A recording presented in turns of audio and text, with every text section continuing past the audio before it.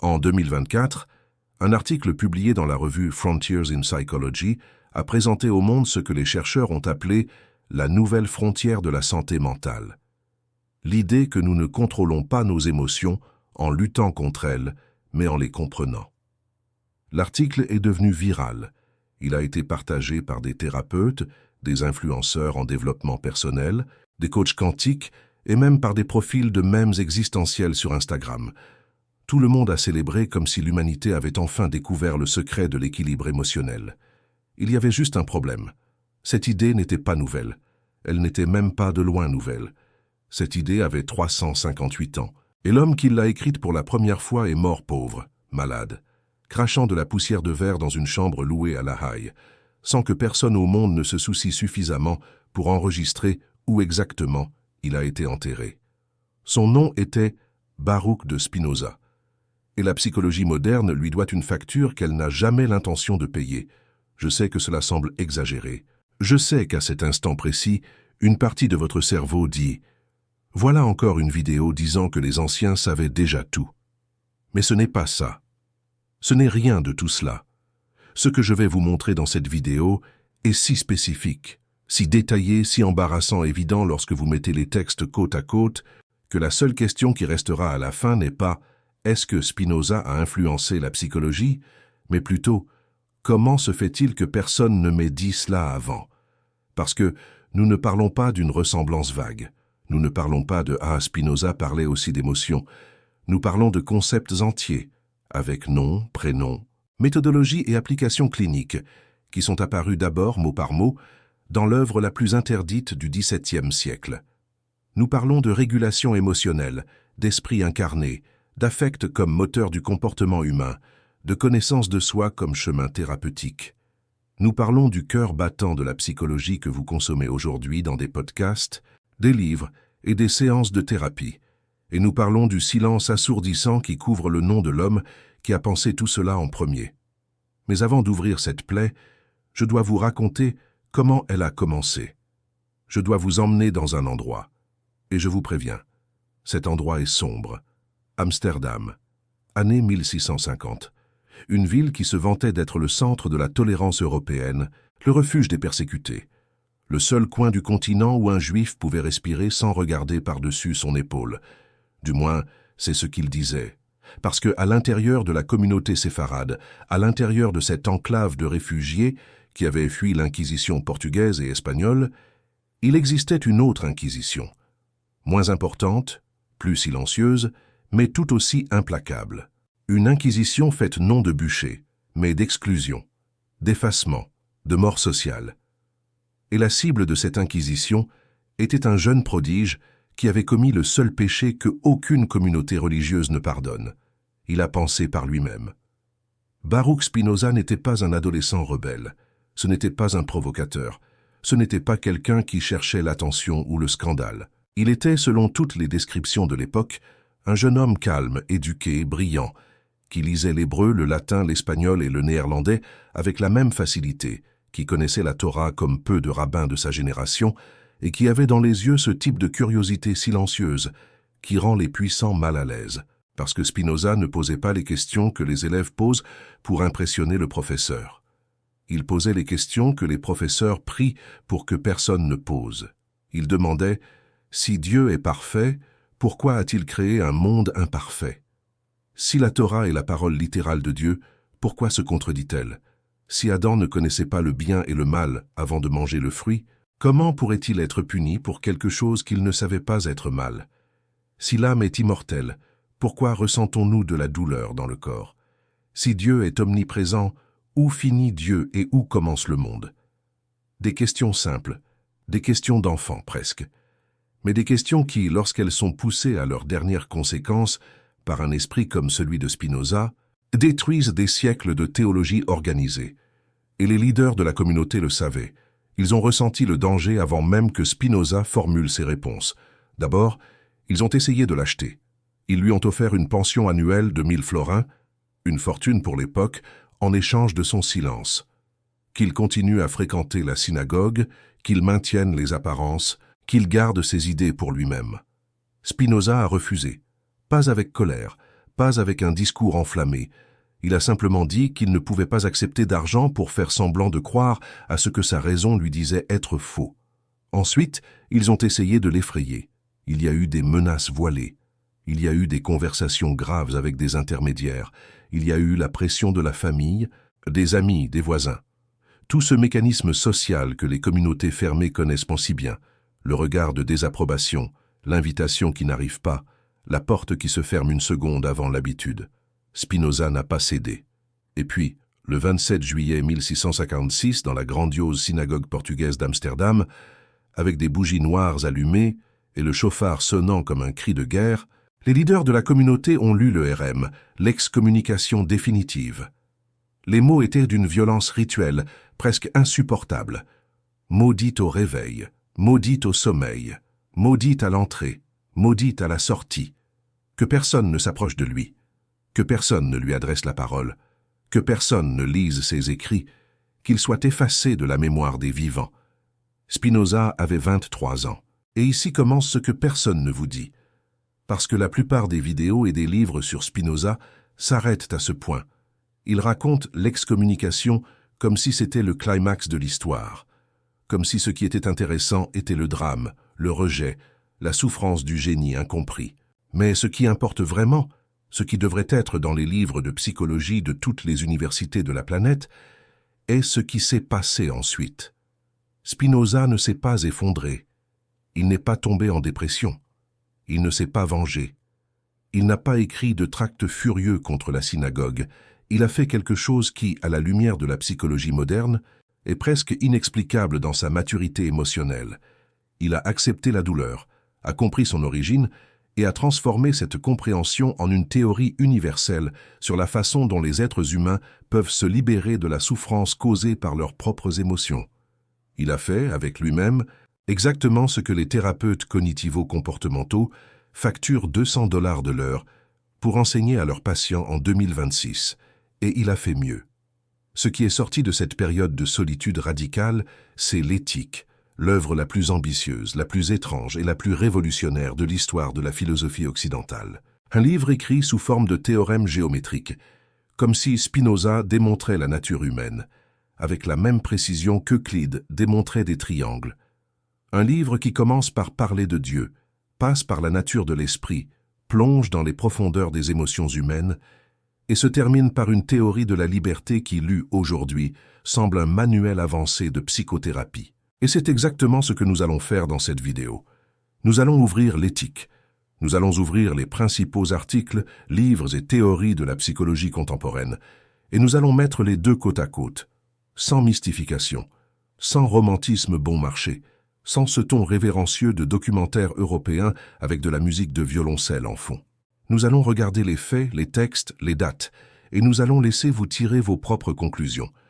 Parce que je suis absolument certain d'une chose, quand vous verrez ce que je vais vous montrer, vous ne regarderez plus jamais votre thérapeute, votre livre de développement personnel ou ce post Instagram sur l'intelligence émotionnelle de la même manière. La psychologie moderne utilise Spinoza. Elle tire profit de Spinoza. Elle construit des carrières, vend des livres et remporte des prix avec les idées de Spinoza. Et elle ne lui donne pas de crédit. Cette histoire commence maintenant. Il existe un livre qui a été écrit entre 1661 et 1675, un livre que l'auteur savait qu'il ne pourrait jamais publier tant qu'il serait en vie. Un livre si dangereux qu'il a instruit ses amis sur son lit de mort d'envoyer le manuscrit anonymement à un éditeur à Amsterdam, sans nom sur la couverture, sans adresse de retour, comme s'il s'agissait d'une bombe enveloppée dans du papier brun. Ce livre s'appelle « Éthique démontrée à la manière des géomètres ». Et la partie 3 de ce livre contient quelque chose qui devrait être enseigné le premier jour de toute faculté de psychologie du monde, mais ne l'est pas. Dans la partie 3 de l'éthique, Spinoza fait quelque chose que personne avant lui n'avait même tenté. Il décide de traiter les émotions humaines non pas comme des péchés, non pas comme des faiblesses morales, non pas comme des tentations du diable ou des déviations de la raison pure, mais comme des phénomènes naturels. Des phénomènes qui peuvent être étudiés, cartographiés et compris avec la même objectivité qu'un physicien étudie le mouvement des corps. Il écrit, dès le début de la partie 3, une phrase qui, si vous y réfléchissez, est l'une des déclarations les plus révolutionnaires de l'histoire de la pensée occidentale. Il dit, en essence, « Je vais traiter des actions et des appétits humains, comme si, étaient des lignes, des surfaces et des corps. » Comprenez-vous ce que cela signifiait au XVIIe siècle, à une époque où les émotions étaient considérées comme des châtiments divins, comme des manifestations de l'âme pécheresse, comme des batailles entre l'esprit et la chair? Un homme solitaire, excommunié, sans université, sans diplôme, sans protection institutionnelle, décide qu'il va étudier la peur, la colère, l'amour, la jalousie, l'envie, l'espoir et la tristesse, comme s'ils étaient des équations géométriques, non pas pour les moraliser, non pas pour dire quelles émotions sont bonnes et lesquelles sont mauvaises, mais pour comprendre comment elles fonctionnent, pour comprendre pourquoi nous ressentons ce que nous ressentons, pour comprendre le mécanisme. C'est, littéralement, la définition de ce que la psychologie moderne appelle la science des affects. La science affective, ce domaine de recherche qui a explosé au cours des 2 dernières décennies, qui a ses propres revues académiques, ses propres congrès, ses propres départements dans des universités comme Yale, Stanford et Columbia, tout ce champ est construit sur une prémisse fondamentale. Les émotions sont des phénomènes naturels qui peuvent être étudiés scientifiquement. Et cette prémisse a été formulée pour la première fois non par William James, en 1884, non par Paul Ekman dans les années 1970, non par Lisa Feldman Barrett en 2017, mais par Baruch de Spinoza en 1665. Mais la chose va bien au-delà de la prémisse générale. Spinoza n'a pas seulement dit que les émotions pouvaient être étudiées scientifiquement. Il a créé une taxonomie complète des affects humains. Il a identifié 3 affects primaires, la joie, la tristesse et le désir, et a démontré, proposition par proposition, comment tous les autres affects que nous expérimentons sont des combinaisons, des variations et des dérivations de ces 3. L'amour pour Spinoza est une joie accompagnée de l'idée d'une cause externe. La haine est une tristesse accompagnée de l'idée d'une cause externe. L'espoir est une joie instable, née de l'idée d'une chose future dont nous doutons du résultat. La peur est une tristesse instable, née de l'idée d'une chose future dont nous doutons du résultat. Maintenant, faites attention. Ouvrez n'importe quel manuel contemporain de psychologie des émotions.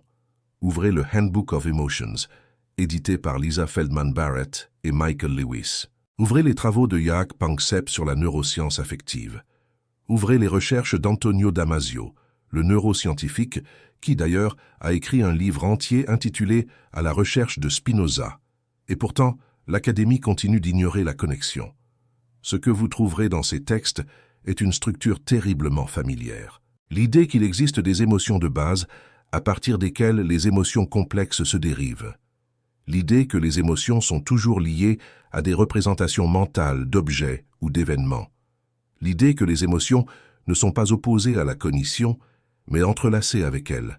Spinoza n'a pas seulement anticipé la science des affects, il a anticipé la théorie de l'évaluation cognitive des émotions, la fameuse Appraisal Theory, qui est l'un des piliers de la psychologie émotionnelle contemporaine. Cette théorie, développée formellement par Richard Lazarus dans les années 1960 et affinée par Klaus Scherer dans les années 1990, soutient que les émotions ne sont pas des réactions automatiques à des stimuli externes, mais des résultats de la façon dont l'individu évalue, interprète et donne un sens à ces stimuli. Autrement dit, ce n'est pas l'événement qui cause l'émotion, c'est l'idée que vous avez de l'événement. Spinoza a dit exactement cela. En d'autres termes, dans un autre siècle, dans un autre contexte, mais avec la même précision logique. Dans la proposition 18 de la partie 3, il démontre que l'esprit peut être affecté par la joie ou la tristesse à partir de simples images de choses passées ou futures, sans que ces choses existent dans le présent. Cela signifie que, pour Spinoza, l'émotion est médiée par la représentation mentale.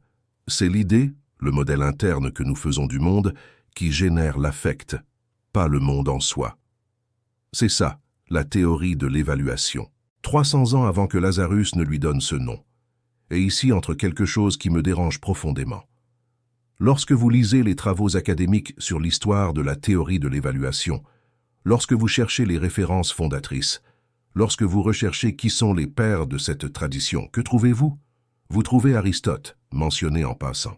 Vous trouvez les stoïciens avec une référence polie, et ensuite un saut de presque 2 millénaires jusqu'à William James, puis Magda Arnold dans les années 1960, puis Lazarus. Spinoza n'apparaît tout simplement pas. Ou, quand il apparaît, c'est dans une note de bas de page, dans un appendice, dans un paragraphe introductif qui dit quelque chose comme « Des philosophes comme Spinoza avaient déjà suggéré des connexions entre cognition et émotion. » Et c'est tout. Une ligne. Pour l'homme qui a construit le système d'analyse émotionnelle le plus détaillé, le plus rigoureux et le plus complet que le monde ait jamais vu jusqu'au XXe siècle, ce n'est pas un oubli innocent, c'est un effacement. Et la raison de cet effacement a à voir avec quelque chose que l'Académie n'aime pas admettre. Spinoza ne rentre pas dans les catégories. Il n'était pas psychologue, donc les psychologues ne le revendiquent pas. Il n'était pas scientifique au sens moderne, donc les scientifiques l'ignorent. Il était philosophe, mais un philosophe si différent des autres philosophes, si inclassable, si étrangement contemporain, que les départements de philosophie ne savent pas quoi faire avec lui, à part le traiter comme une curiosité historique.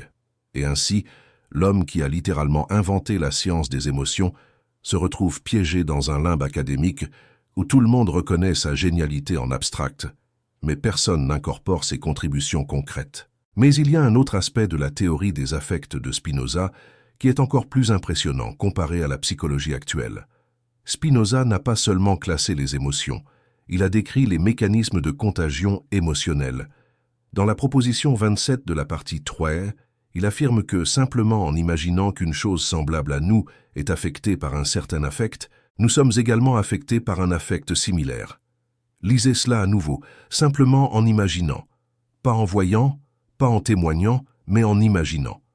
C'est ce que la psychologie sociale appelle aujourd'hui la contagion émotionnelle, un domaine de recherche qui a gagné une énorme traction après les travaux d'Helen Hadfield dans les années 1990. Hadfield a démontré expérimentalement que les émotions se transmettent entre les personnes de manière automatique et inconsciente, à travers le mimétisme facial, la synchronisation corporelle et la convergence affective.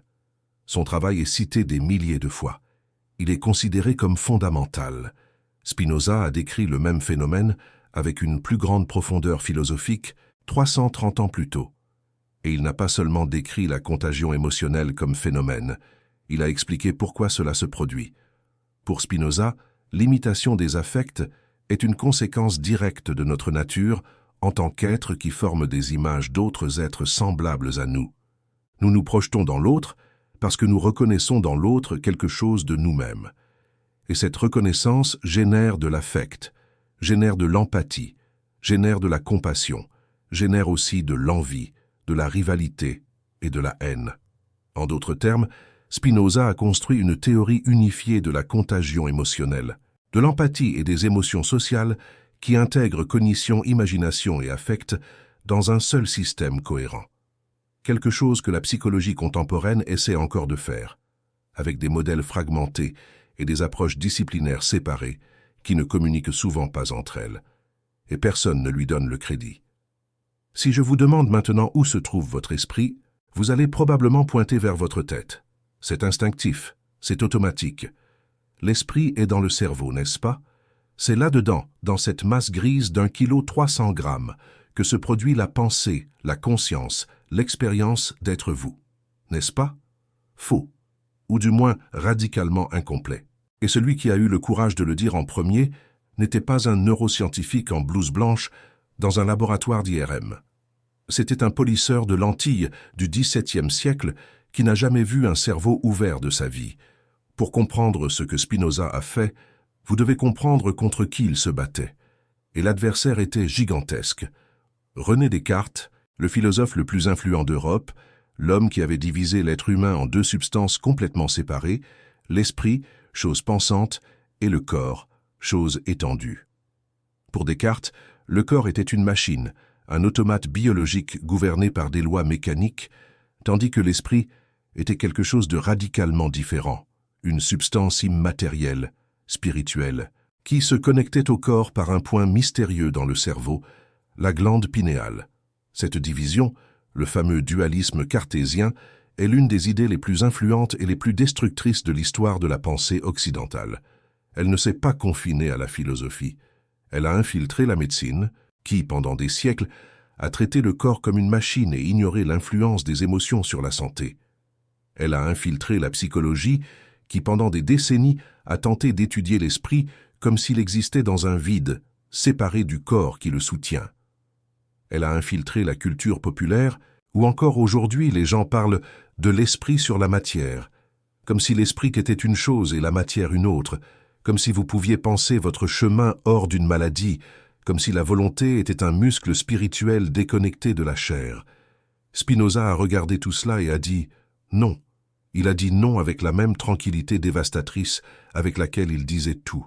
Dans la proposition 7 de la partie 2 de l'éthique, il a écrit une phrase qui, au XVIIe siècle, était aussi hérétique que de nier l'existence de Dieu. Il a dit que l'esprit et le corps ne font qu'un, conçus sous deux attributs différents. Ce ne sont pas deux substances qui interagissent mystérieusement. C'est la même réalité vue de deux perspectives. Ce qui se passe dans le corps se passe simultanément dans l'esprit et vice-versa. Il n'y a pas de hiérarchie. Il n'y a pas de séparation. Il n'y a pas de fantôme dans la machine. Relisez. L'esprit et le corps ne sont qu'une seule et même chose. En 1665. Dans un monde qui croyait que l'âme était une substance immortelle implantée par Dieu dans le corps, comme un pilote dans un navire. Dans un monde où dire que l'esprit n'était pas séparé du corps équivalait à dire que l'âme n'existait pas, que la résurrection était impossible, que tout ce que la religion promettait sur la vie après la mort était une fiction réconfortante. Et maintenant, avançons de 3 siècles et demi. Ouvrez n'importe quel magazine de neurosciences cognitives. Ouvrez les travaux de Francisco Varela, d'Evan Thompson, de Sean Gallagher. Cherchez le terme cognition incarnée et lisez la définition. La cognition incarnée est la théorie selon laquelle les processus mentaux sont fondamentalement façonnés par la nature du corps, que l'esprit n'est pas seulement dans le cerveau, mais est distribué dans tout le corps. Que la façon dont nous pensons dépend de la façon dont nous bougeons, de la façon dont nous ressentons, de la façon dont notre corps interagit avec l'environnement. C'est Spinoza. C'est la proposition 13 de la partie 2 de l'éthique, où Spinoza démontre que l'objet de l'idée qui constitue l'esprit humain est le corps. Que l'esprit est en essence l'idée du corps. Que vous ne pouvez pas comprendre l'esprit sans comprendre le corps qu'il reflète, et que tout changement dans le corps produit un changement correspondant dans l'esprit. Et je sais ce que vous allez penser. Vous allez penser, d'accord, mais Spinoza a dit cela de manière philosophique, et la science moderne l'a prouvé par des expériences. Juste. Mais considérez ceci, la science moderne n'a commencé à faire ses expériences que parce que quelqu'un, à un moment donné, a formulé l'hypothèse. Et l'hypothèse, l'idée que l'esprit est incarné, a été formulée pour la première fois de manière rigoureuse et systématique par Spinoza. Sans cette hypothèse, il n'y a pas d'expérience. Sans cette intuition philosophique, les neuroscientifiques ne sauraient-nous pas quoi chercher. Spinoza a donné la boussole. La science a suivi la direction. Et ensuite, elle a fait semblant que la boussole n'existait pas. Antonio Damasio, le neuroscientifique portugais basé aux États-Unis, est probablement le scientifique contemporain qui s'est le plus approché de reconnaître cette dette. Dans son livre « L'erreur de Descartes », publié en 1994, Damasio a soutenu que la séparation entre raison et émotion était une illusion, que les émotions sont essentielles à la prise de décision rationnelle et que le corps est une partie intégrante des processus cognitifs. Le livre a été un jalon. Il a vendu des millions d'exemplaires. Il a transformé Damasio en une célébrité intellectuelle mondiale. Et le titre du livre en dit long, « L'erreur de Descartes ». Descartes s'est trompé en séparant l'esprit et le corps. Mais qui a d'abord signalé cette erreur? Qui, au même siècle que Descartes, avec les mêmes outils intellectuels disponibles, a regardé le dualisme cartésien et a dit « c'est faux et je vais démontrer pourquoi ». Spinoza. Et Damasio le sait. Il le sait tellement qu'il a écrit un autre livre après intitulé « À la recherche de Spinoza », où il reconnaît explicitement l'anticipation spinoziste de ses propres idées. Mais voici le problème, Damasio est une exception. La grande majorité des chercheurs qui travaillent sur la cognition incarnée, sur la théorie en active, sur la neuroscience affective, ne citent pas Spinoza. Ils ne le mentionnent pas dans leurs articles, ils ne l'incluent pas dans les revues historiques de leur domaine. Lorsque la cognition incarnée est enseignée dans les universités, la narration historique commence généralement avec Merleau-Ponty dans les années 1940, passe par Gibson dans les années 1960 et arrive à Varela dans les années 1990. Spinoza, quand il apparaît, est une anecdote introductive, une curiosité, jamais le fondateur. Et c'est particulièrement absurde quand vous lisez la proposition 14 de la partie 2, où Spinoza affirme que l'esprit humain est capable de percevoir de nombreuses choses, et il est d'autant plus apte que son corps peut être disposé de diverses manières. Pensez à ce que cela signifie. Spinoza dit que la capacité cognitive de l'esprit dépend directement de la complexité et de la flexibilité du corps. Plus votre corps peut faire de choses, plus votre esprit peut penser de choses. Ce n'est pas une métaphore, ce n'est pas de la poésie philosophique. C'est une prévision empirique qui a été confirmée par la recherche sur le développement de l'enfant, sur la neuroplasticité, sur la réhabilitation cognitive, sur la science de l'exercice. Aujourd'hui, nous savons que l'exercice physique améliore la cognition. Nous savons que les enfants qui explorent l'environnement avec leur corps développent des compétences cognitives plus riches. Nous savons que la réhabilitation motrice après un AVC aide à récupérer des fonctions mentales. Nous savons que la méditation, qui implique la régulation corporelle à travers la respiration et la posture, affecte profondément les processus mentaux.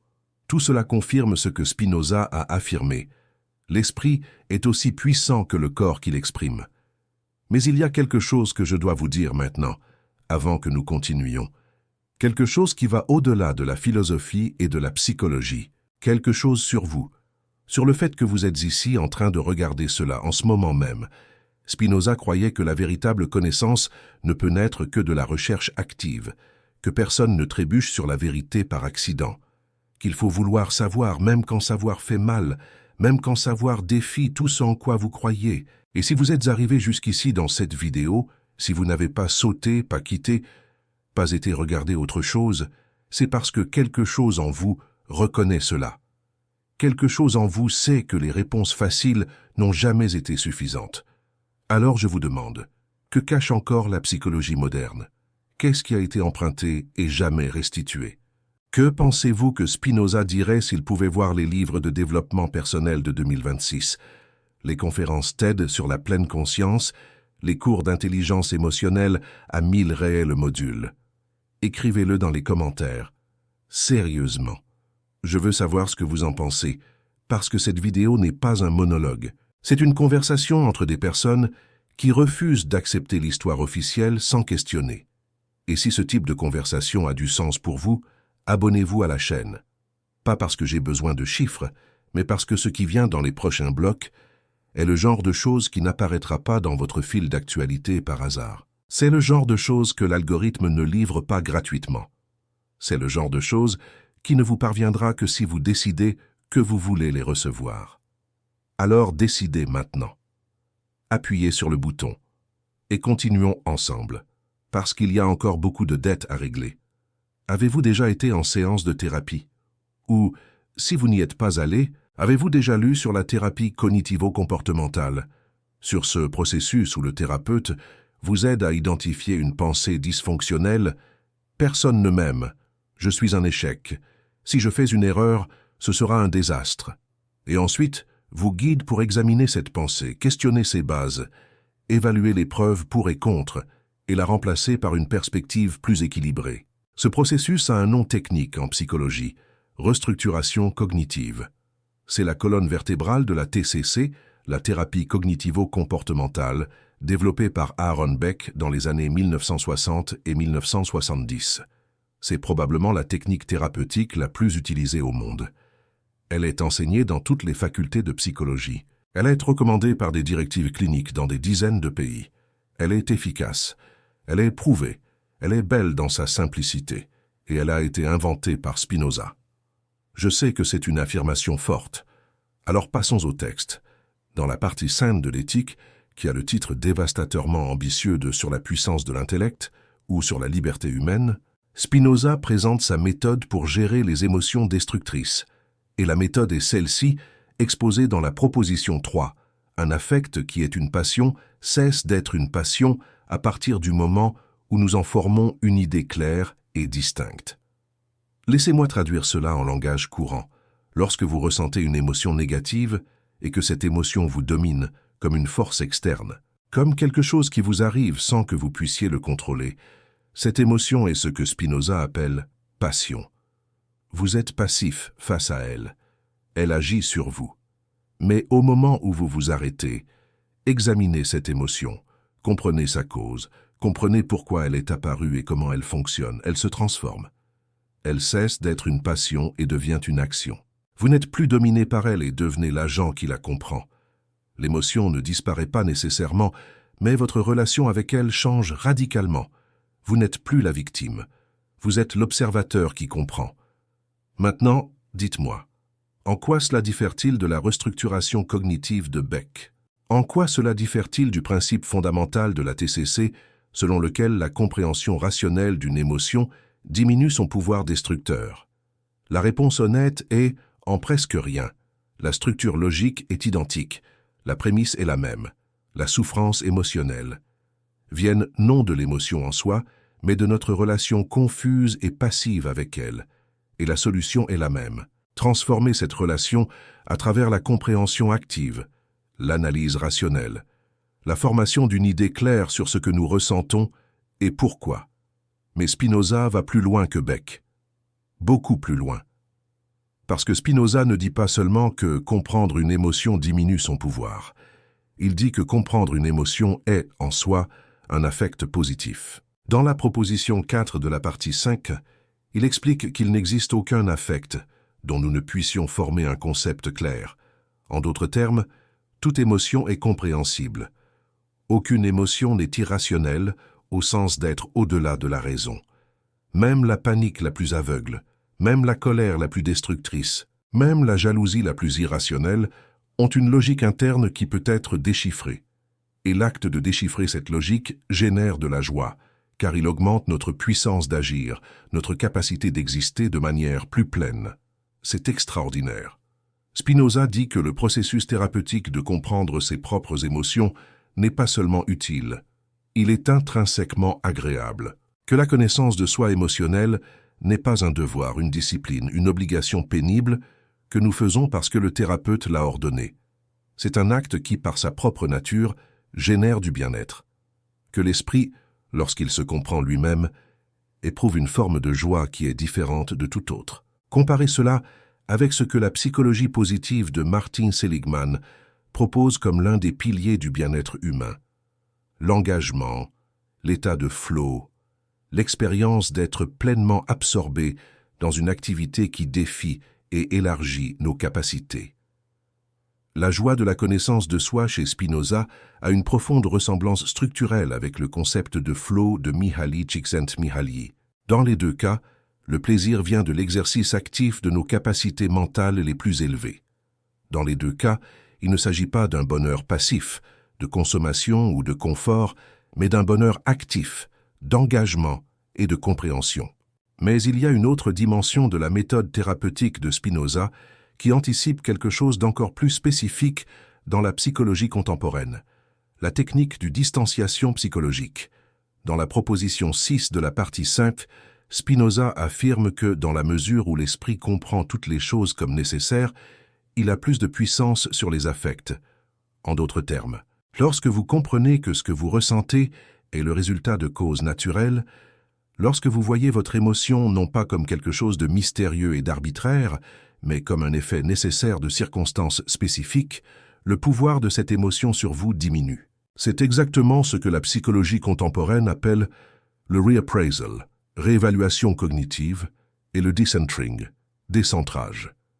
Ce sont des techniques utilisées dans la thérapie basée sur la pleine conscience, dans la thérapie d'acceptation et d'engagement, dans la thérapie comportementale dialectique. L'idée centrale est la même. Créer une distance entre vous et votre émotion, de sorte que vous puissiez l'observer sans être englouti par elle. Voir l'émotion comme un phénomène, comme quelque chose qui se passe en vous, mais qui n'est pas vous. Spinoza a décrit cela avec une précision qui est presque troublante. Il a compris, 350 ans avant les thérapies de troisième vague, que le secret n'est pas de lutter contre l'émotion, de la réprimer, de l'ignorer, de la remplacer artificiellement par une pensée positive.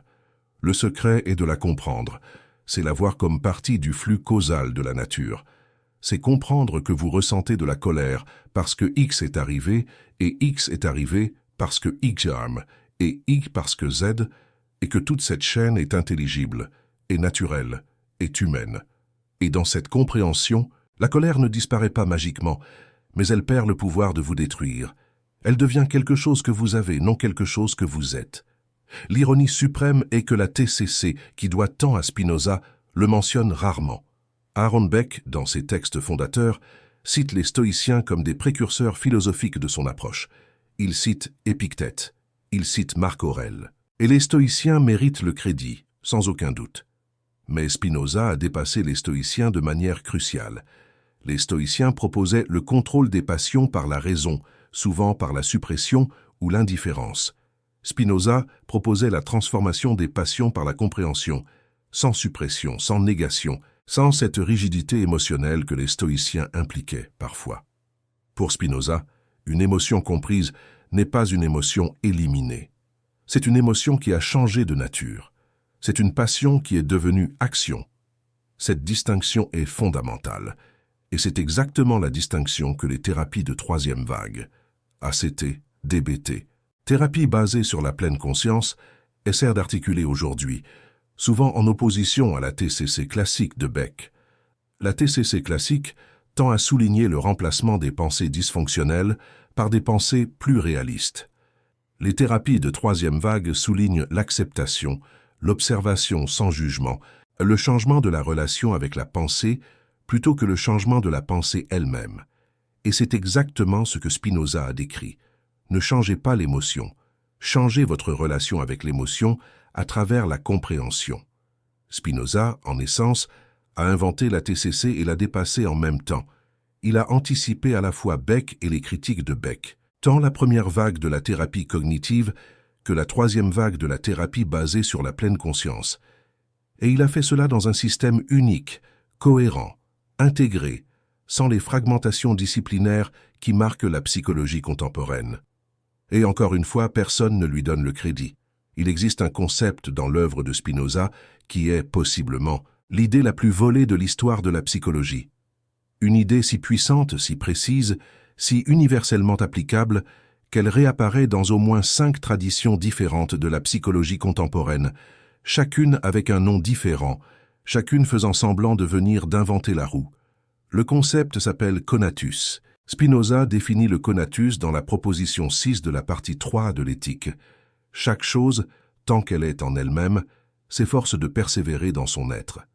Cette phrase semble simple, elle semble presque évidente. Mais ne vous y trompez pas. Ce que Spinoza dit ici est d'une profondeur vertigineuse. Il dit que l'essence la plus fondamentale de tout être, d'une pierre, d'une plante, d'un animal, d'un être humain, est l'effort de continuer à exister. Ce n'est pas la raison, ce n'est pas l'âme, ce n'est pas la conscience, c'est l'impulsion de persévérer, de se maintenir, de ne pas être détruit, d'élargir sa propre puissance d'exister. Dans la proposition 7, il va plus loin. L'effort par lequel chaque chose s'efforce de persévérer dans son être est l'essence actuelle de cette chose. Autrement dit, le conatus n'est pas quelque chose que vous avez, c'est quelque chose que vous êtes. Vous ne possédez pas un élan de vivre. Vous êtes cet élan. Chaque cellule de votre corps, chaque pensée de votre esprit, chaque émotion que vous ressentez est une manifestation de cet effort fondamental de continuer à être. Et dans la proposition 9, Spinoza fait le pas final. Lorsque cet effort est référé à l'esprit seul, il s'appelle volonté. Lorsqu'il est référé à l'esprit et au corps simultanément, il s'appelle appétit. Et appétit accompagné de conscience s'appelle désir. Le désir, donc, est l'essence de l'homme. Arrêtez-vous et pensez à ce que cela signifie.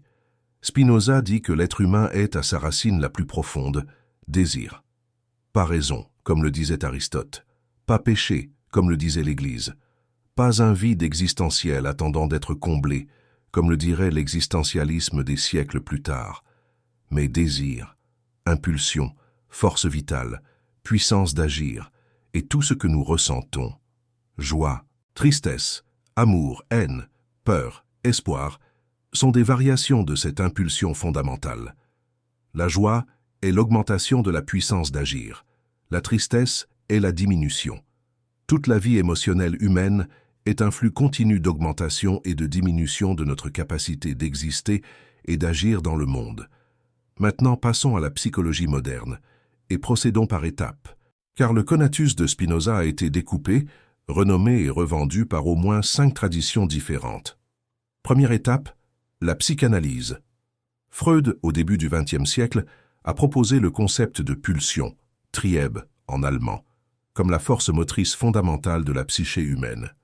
La pulsion est, pour Freud, un élan constant qui prend naissance dans le corps et qui exige satisfaction.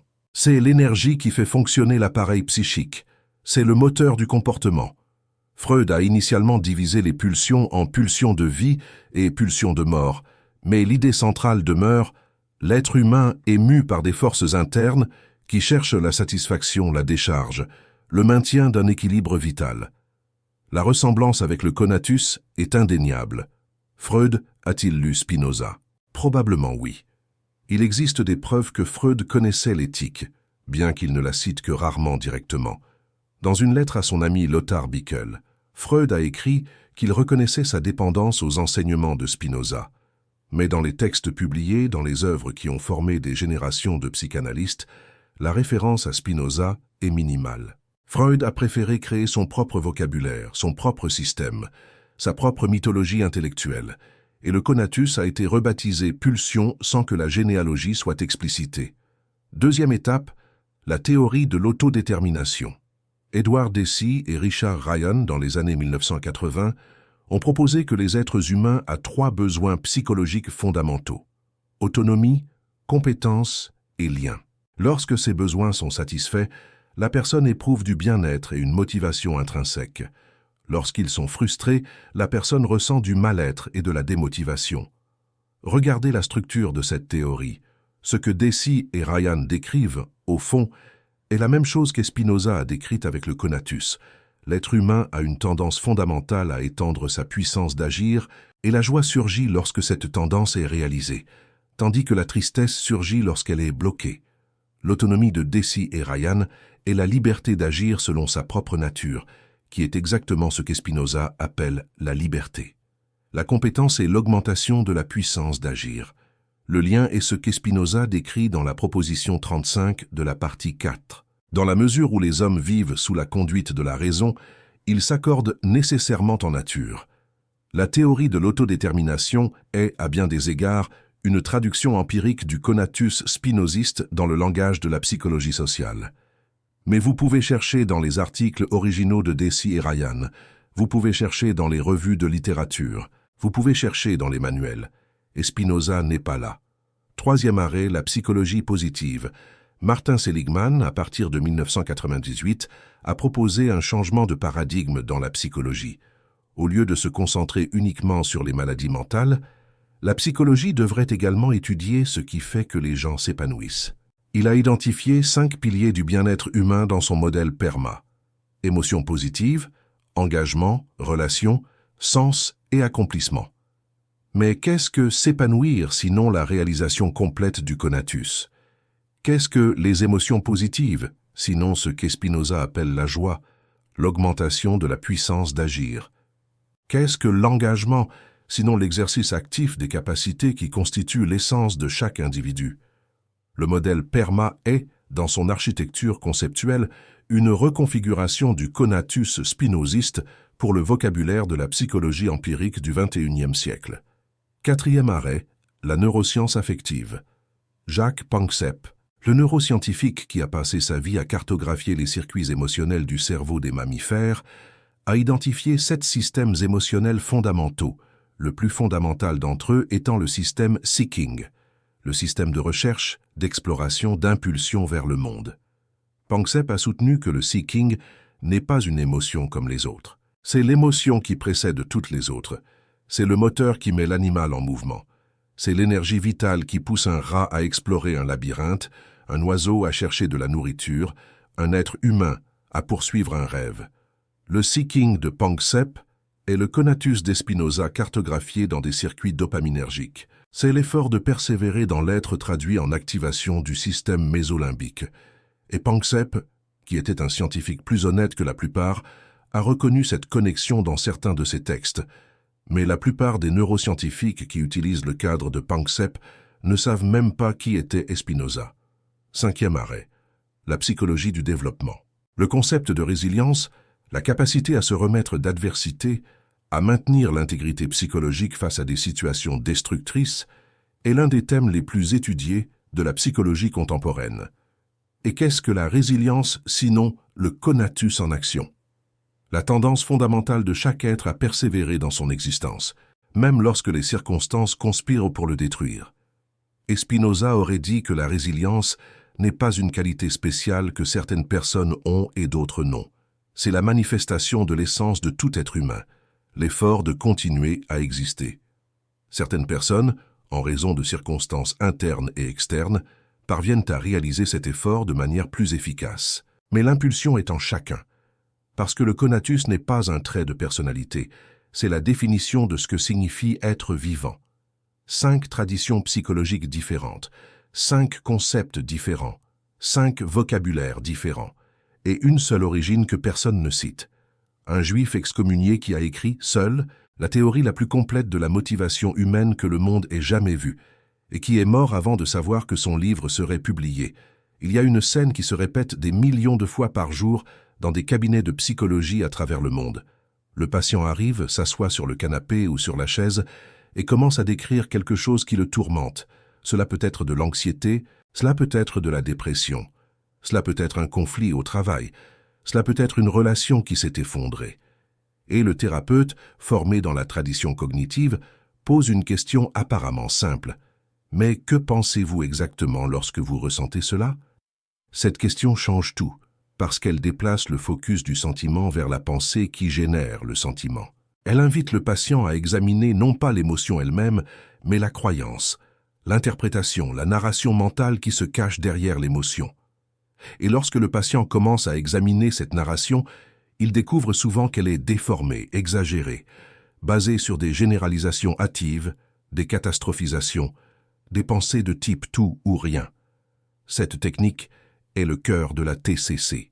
Mais il existe une couche plus profonde ici, une couche qui va au-delà de la technique et touche à la philosophie de la connaissance.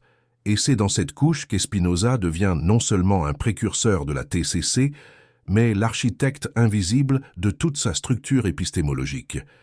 Espinoza a divisé la connaissance humaine en 3 genres. Le premier genre est la connaissance par ouï-dire, ou par expérience vague.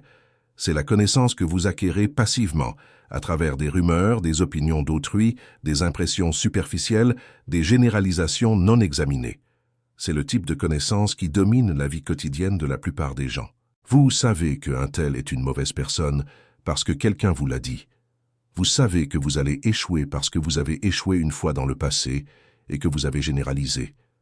Vous savez que le monde est dangereux parce que la télévision vous montre de la violence tous les jours. Cette connaissance est, pour Espinoza, la source principale de la souffrance humaine. Parce qu'elle est confuse, partielle, déformée. Elle vous donne une image du monde qui ne correspond pas à la réalité, et vos émotions réagissent à cette image déformée comme si elle était réelle. Le deuxième genre de connaissance est la connaissance rationnelle, basée sur des notions communes et des idées adéquates. C'est la connaissance que vous construisez activement à travers l'analyse, la démonstration, la compréhension des causes. Lorsque vous cessez de réagir à la rumeur et que vous allez vérifier les faits, lorsque vous cessez de généraliser à partir d'un échec et que vous analysez les circonstances spécifiques, lorsque vous remplacez l'image confuse par une compréhension claire.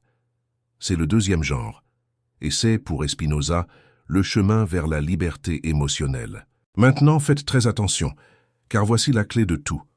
Dans la terminologie d'Espinoza, une idée adéquate est une idée qui est claire, distincte et vraie en elle-même, sans référence à l'objet externe. Une idée adéquate est une idée que vous comprenez pleinement, que vous voyez clairement, qui ne dépend pas d'informations de seconde main ou d'impressions vagues. Et la thèse centrale d'Espinoza est que, lorsque vous remplacez une idée inadéquate par une idée adéquate, l'émotion liée à cette idée se transforme automatiquement. Regardez ce qu'il dit. Il dit que la distorsion cognitive, l'idée inadéquate, est la cause de la souffrance émotionnelle, et que la correction de cette distorsion, la formation d'une idée adéquate, est la guérison. Il dit, en langage du XVIIe siècle, exactement ce qu'Aaron Beck a dit en langage du XXe siècle. Identifiez la pensée automatique déformée, examinez-la rationnellement, remplacez-la par une perspective plus précise, et l'émotion dysfonctionnelle se dissout. Mais Spinoza ajoute quelque chose que Beck n'a pas ajouté, quelque chose que la psychologie contemporaine commence à peine à comprendre, avec la psychologie de la troisième vague. Pour Spinoza, la formation d'idées adéquates n'est pas seulement une technique pour résoudre des problèmes émotionnels spécifiques. C'est une pratique de vie, c'est une manière d'exister. C'est le propre chemin vers ce qu'il appelle la béatitude, la joie suprême qui naît de la compréhension intellectuelle de la réalité. Spinoza ne propose pas une technique thérapeutique ponctuelle pour quand vous allez mal. Il propose une forme de vie entière, basée sur la recherche continue de compréhension. Cela résonne profondément avec ce que la psychologie contemporaine appelle la métacognition, la capacité de penser à sa propre pensée. La métacognition est considérée comme une compétence cognitive supérieure, essentielle pour la régulation émotionnelle, pour l'apprentissage, pour la prise de décision et pour la santé mentale en général. Adrian Wells, l'un des principaux chercheurs en métacognition, a développé une thérapie entière, la thérapie métacognitive, basée sur l'idée que de nombreux troubles psychologiques ne sont pas causés par des pensées spécifiques, mais par des schémas métacognitifs, croyances sur ses propres pensées, rumination, inquiétude chronique. Spinoza n'utilisait pas le mot métacognition, mais il a décrit le phénomène avec une précision chirurgicale. Quand il parle de former une idée d'un affect, c'est-à-dire de penser à ce que vous ressentez, il décrit un processus métacognitif. Quand il dit que l'esprit peut contempler lui-même et sa propre puissance d'agir, il décrit la conscience réflexive que la psychologie contemporaine considère comme le fondement de la santé mentale. Et il y a plus. Spinoza. Il a également anticipé quelque chose qui n'a récemment attiré l'attention en psychologie, la différence entre la connaissance intellectuelle et la connaissance vécue. Dans la proposition 14 de la partie 5, il affirme que l'esprit peut faire en sorte que tous les affects du corps se réfèrent à l'idée de Dieu, c'est-à-dire à la compréhension totale de la réalité. Ce n'est pas un exercice intellectuel froid. C'est une transformation existentielle profonde. C'est la différence entre savoir intellectuellement que votre anxiété est disproportionnée et sentir, dans votre corps et votre âme, qu'elle fait partie d'un processus naturel que vous comprenez pleinement. Cette distinction entre savoir et comprendre est exactement ce qui différencie la TCC classique des approches contemplatives. La TCC vous apprend à penser différemment. Les approches contemplatives, pleine conscience, méditation, pratique de conscience, vous apprennent à expérimenter différemment. Spinoza, 3 siècles auparavant, avait déjà intégré les deux choses dans un seul système. Pour lui, il n'y avait pas de séparation entre l'intellectuel et l'expérientiel. La véritable compréhension est à la fois un acte cognitif et une expérience émotionnelle. Comprendre, c'est sentir. Connaître, c'est vivre. C'est pourquoi l'éthique de Spinoza est si difficile à classer. Ce n'est pas un traité de logique froide. Ce n'est pas un manuel de méditation. Ce n'est pas une thérapie. C'est tout cela à la fois. Et c'est exactement pour cela qu'elle anticipe non pas une, mais plusieurs traditions de la psychologie contemporaine, sans s'inscrire parfaitement dans aucune d'elles. Parce que Spinoza pensait de manière intégrée dans un monde qui ne s'était pas encore fragmenté en disciplines séparées. Et la psychologie moderne, fragmentée comme elle l'est, ne sait pas quoi faire avec un penseur qui refuse les frontières qu'elle a elle-même créées. En 1995, un psychologue et journaliste nommé Daniel Goleman a publié un livre qui deviendrait l'un des plus grands phénomènes éditoriaux de la fin du XXe siècle. Le livre s'appelait « Intelligence émotionnelle » et la thèse centrale était apparemment révolutionnaire. Le succès dans la vie, au travail, dans les relations, dans la santé, dépend non seulement du QI, de l'intelligence rationnelle mesurée par des tests standardisés, mais d'une autre forme d'intelligence, une intelligence liée à la capacité de reconnaître, comprendre et gérer ses propres émotions et celles des autres. Le livre s'est vendu à plus de 5 millions d'exemplaires. Goleman est devenu une célébrité. Le concept d'intelligence émotionnelle est entré dans le vocabulaire populaire, dans le monde des affaires, dans les écoles, dans les programmes de formation au leadership, dans les processus de sélection des entreprises. Une industrie entière a vu le jour autour de ce concept. Cours, certifications, outils d'évaluation, ateliers, conférences, et voici ce que personne ne vous dit.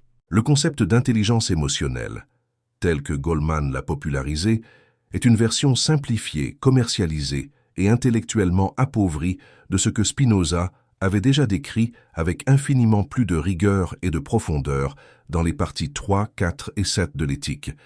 Décomposons cela. Goleman décrit 5 composants de l'intelligence émotionnelle: la conscience émotionnelle, l'autorégulation, la motivation, l'empathie et les compétences sociales. Comparons chacun avec Spinoza. La conscience émotionnelle, pour Goleman, est la capacité de reconnaître ses propres émotions au moment où elles se produisent. Pour Spinoza, c'est le premier pas de ce qu'il appelle former une idée claire et distincte d'un affect. C'est la base de toute sa méthode éthique. Spinoza n'a pas seulement décrit cette capacité, il a expliqué son mécanisme. Lorsque l'esprit forme une idée d'un affect, il prend conscience de la relation entre l'affect et sa cause, et cette conscience, à elle seule, modifie déjà l'intensité de l'affect. Goleman décrit le quoi. Spinoza explique le comment et le pourquoi. L'autorégulation, pour Goleman, est la capacité de gérer des émotions perturbatrices et des impulsions. Pour Spinoza, c'est le noyau de toute la partie fait de l'éthique. Et la différence cruciale est que Goleman traite l'autorégulation comme une compétence qui peut être apprise par l'entraînement, comme si c'était un muscle émotionnel. Spinoza traite la régulation émotionnelle comme une conséquence naturelle et inévitable de la compréhension.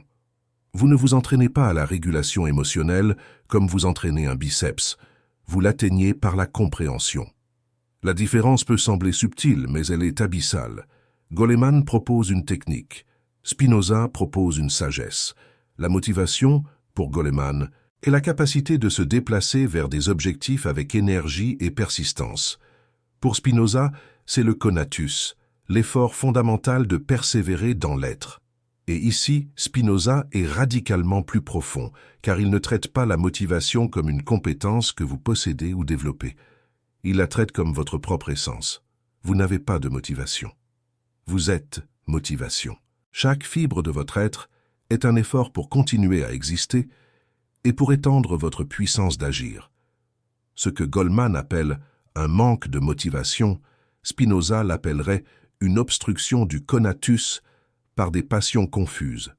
Ce n'est pas que la personne n'a pas d'impulsion, c'est que l'impulsion est bloquée par des idées inappropriées qui génèrent tristesse et impuissance. L'empathie, pour Goleman, est la capacité de ressentir ce que l'autre ressent, de se mettre à la place de l'autre. Pour Spinoza, c'est l'imitation des affects décrites dans la proposition 27 de la partie 3. Et encore une fois, Spinoza va plus loin. Il ne décrit pas seulement l'empathie comme une capacité, il la dérive logiquement de la nature humaine. Nous imitons les affects des autres parce que nous reconnaissons en eux des êtres semblables à nous. L'empathie n'est pas une vertu spéciale, ce n'est pas un talent rare. C'est une conséquence automatique et naturelle du fait que nous sommes des êtres qui forment des images d'autres êtres. L'empathie, pour Spinoza, est aussi naturelle que la gravité. Ce qui varie, c'est l'intensité et la clarté avec lesquelles nous expérimentons cette imitation affective, en fonction du degré de similitude que nous percevons entre nous et l'autre. Et les compétences sociales, pour Goleman, sont la capacité de gérer des relations et de construire des réseaux. Spinoza consacre une bonne partie de la partie 4 de l'éthique à démontrer que les êtres humains, lorsqu'ils vivent sous la conduite de la raison, tendent naturellement à la coopération, à l'amitié et à la communauté. Il démontre, ne suggère pas, que l'homme rationnel cherche pour les autres le bien qu'il cherche pour lui-même. Que la meilleure façon de satisfaire son propre conatus est de vivre en communauté avec d'autres êtres rationnels. Que la solitude est une diminution de la puissance d'agir, tandis que la coexistence rationnelle est une augmentation mutuelle.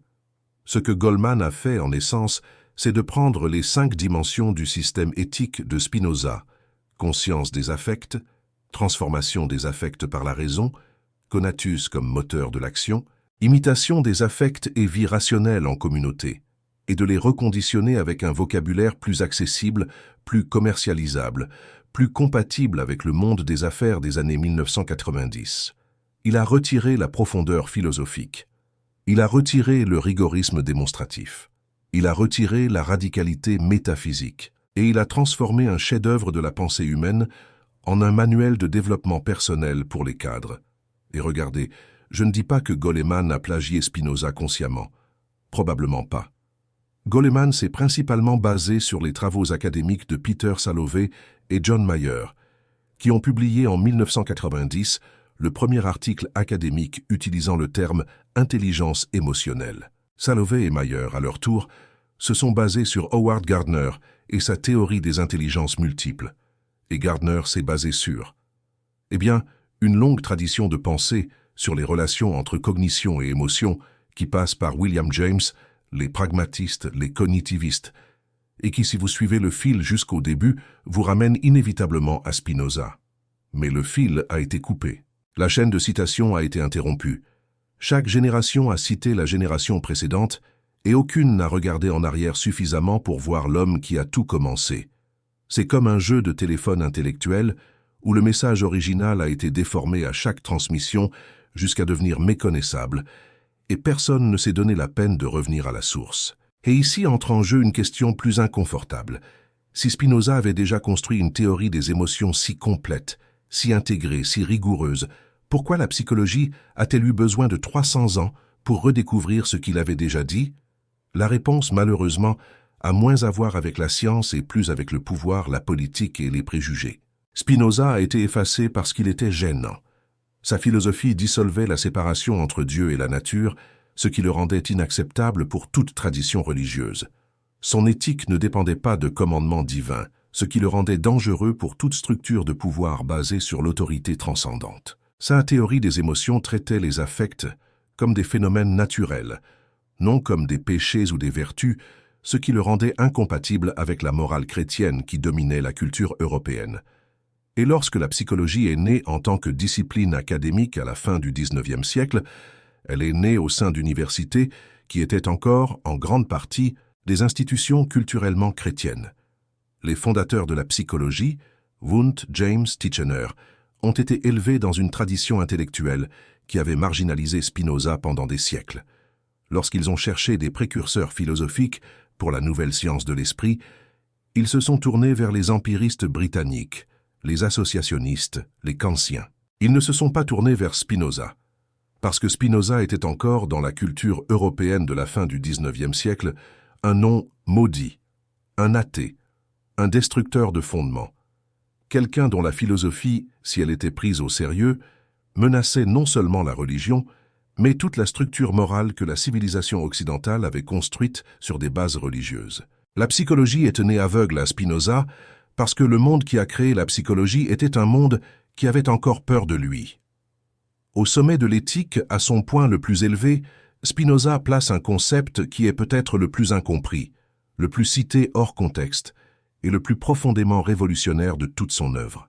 Il appelle ce concept amor Dei intellectualis, l'amour intellectuel de Dieu. Avant que vous ne pensiez que Spinoza est devenu mystique ou religieux à la fin de sa vie, je dois vous rappeler quelque chose de crucial. Quand Spinoza dit Dieu, il ne parle pas du Dieu de la Bible. Il ne parle pas d'un être personnel qui a créé le monde, qui fait des miracles, qui punit et récompense, qui exauce des prières. Le Dieu de Spinoza est la nature. C'est la totalité de tout ce qui existe. De sive natura, Dieu, c'est-à-dire la nature. Aimer Dieu intellectuellement, pour Spinoza, c'est comprendre la réalité dans sa totalité, voir comment toutes les choses sont connectées, comprendre les lois qui gouvernent l'existence et ressentir, dans cette compréhension, une joie qui est la plus haute forme de bonheur accessible à un être humain. Ce concept est extraordinaire pour plusieurs raisons, mais la raison qui nous intéresse ici est la suivante. Spinoza propose que la forme la plus élevée de bonheur humain n'est pas le plaisir, n'est pas la satisfaction des désirs, n'est pas le confort, n'est pas le succès social, n'est même pas l'amour romantique ou l'amitié. C'est la connaissance, c'est la compréhension, c'est l'acte de comprendre. Et ce n'est pas une compréhension froide, abstraite, académique.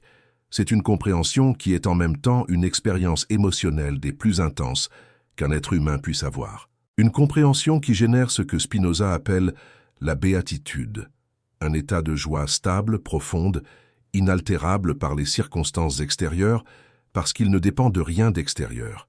Il dépend uniquement de l'activité de l'esprit comprenant lui-même et le monde. Maintenant, regardez ce que la psychologie positive essaie de faire en 2026. Martin Seligman, le fondateur de la psychologie positive, a passé les 2 dernières décennies à essayer de définir ce qu'est l'épanouissement humain, ce qu'est la bonne vie, ce qui rend les gens véritablement heureux, non pas dans un sens superficiel de plaisir momentané, mais dans un sens profond de réalisation et de plénitude. Et il est arrivé au modèle PERMA, émotion positive, engagement, relation, sens et accomplissement. Regardez le composant sens du PERMA. Seligman définit le sens comme appartenir et servir quelque chose que vous croyez être plus grand que vous. C'est l'expérience de se connecter à quelque chose qui transcende l'individu. Une cause, une communauté, une tradition, un idéal. Et qu'est-ce que l'amour intellectuel de Dieu de Spinoza sinon exactement cela? L'expérience de se connecter intellectuellement et émotionnellement avec la totalité de la réalité, avec quelque chose d'infiniment plus grand que l'individu, et de trouver dans cette connexion la forme de joie la plus profonde. Maintenant, regardez le composant engagement. Csikszentmihalyi a décrit le flow comme un état dans lequel la personne est complètement absorbée dans une activité qui défie ses compétences à la limite exacte de sa capacité. C'est un état de concentration totale, de perte de la notion du temps, de fusion entre l'agent et l'activité. Et ce que Spinoza décrit lorsqu'il parle du 3e genre de connaissance, la connaissance intuitive, la compréhension directe de l'essence des choses, est un état mental qui partage de nombreuses caractéristiques du flow. C'est une absorption totale. C'est une activité mentale à son degré maximum. C'est l'expérience d'être complètement présent dans l'acte de comprendre. Mais il existe une différence cruciale entre Spinoza et la psychologie positive. Une différence qui rend Spinoza immensément supérieur. La psychologie positive tend à traiter le bonheur comme un résultat, quelque chose que vous atteignez lorsque les bonnes conditions sont présentes, lorsque vous avez suffisamment d'émotions positives, d'engagement, de relations, de sens, d'accomplissement. Le bonheur, dans le cadre de la psychologie positive, est une équation. Additionnez les bons ingrédients et vous obtenez le résultat souhaité. Spinoza rejette cela complètement. Pour lui, la béatitude n'est le résultat de rien.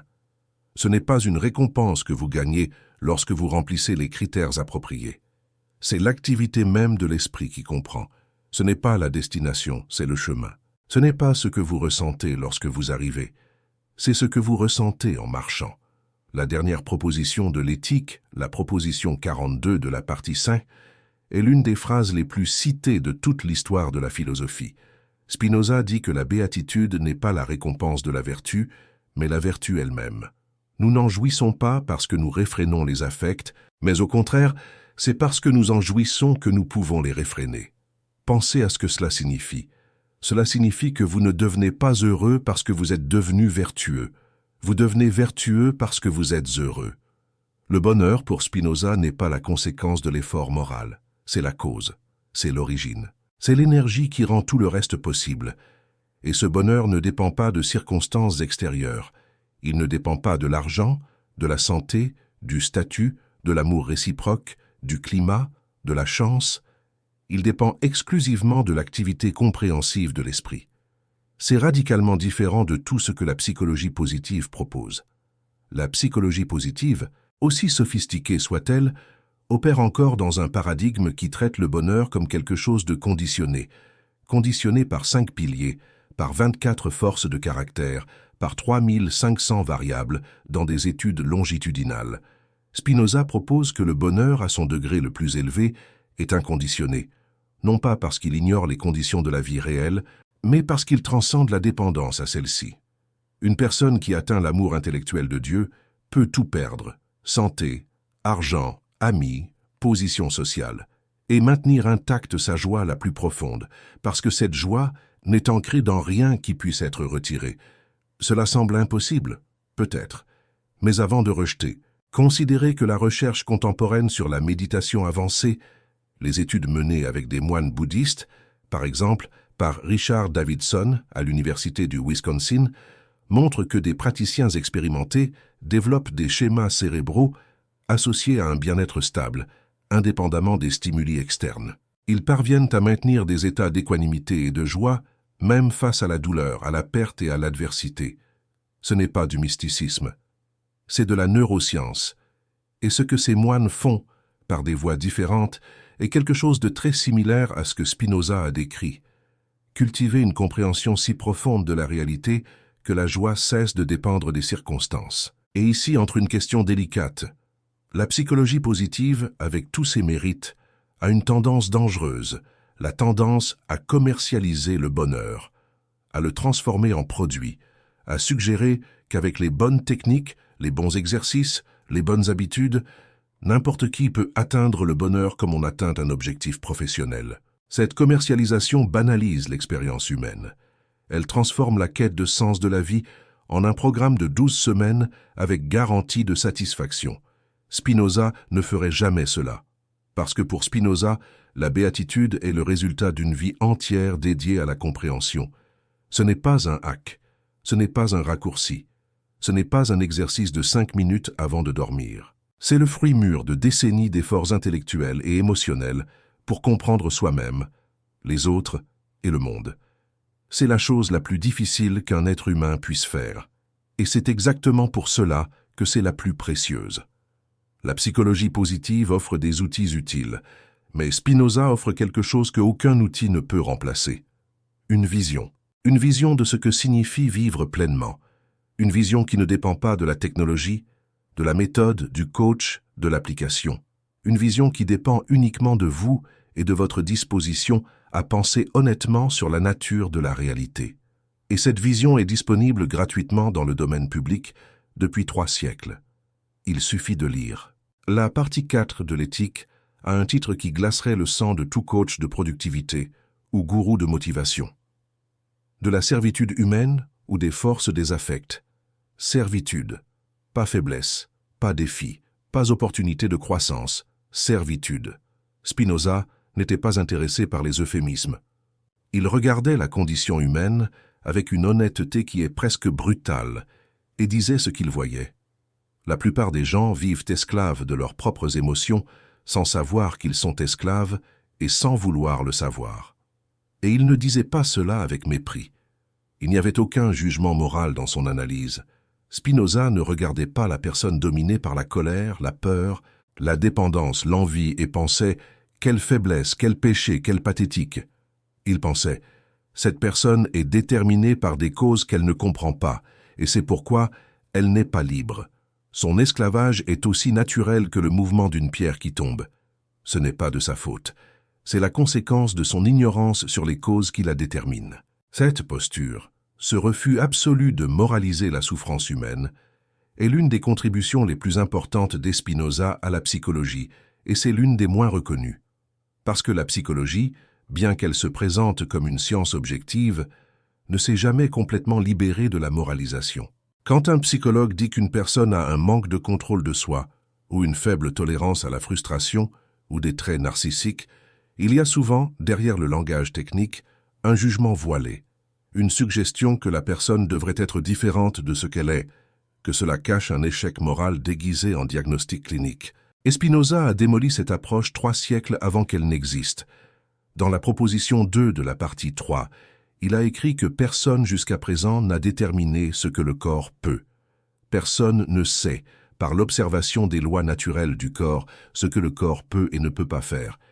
Par conséquent, nous n'avons pas de base pour dire que quelqu'un devrait être capable de contrôler ses impulsions si nous ne comprenons pas les causes qui rendent ces impulsions si puissantes. C'est extraordinairement avancé.